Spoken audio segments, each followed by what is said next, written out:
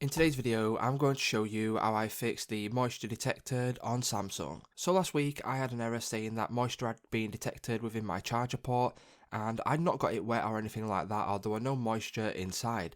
So what I did to fix this is first of all head over to your settings. Once you go to settings, you need to scroll down until you find battery and device care. So once you find this, you can click on it and then you need to select battery.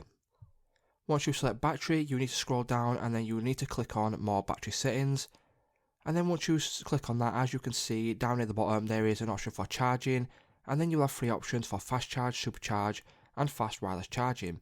What I did is I disabled all of these. Once I disabled all of these, what I did is I plugged in my charge port, and at this point I still had an error. So what I did is I plugged in the charger, left the charger plugged in, and then I turned the phone off. Once I did this, the phone started charging normally and I just left it to charge overnight, and then once I woke up the next day and turned my phone back on, the error had now gone. So that's one way you can fix the moisture detected error on Samsung.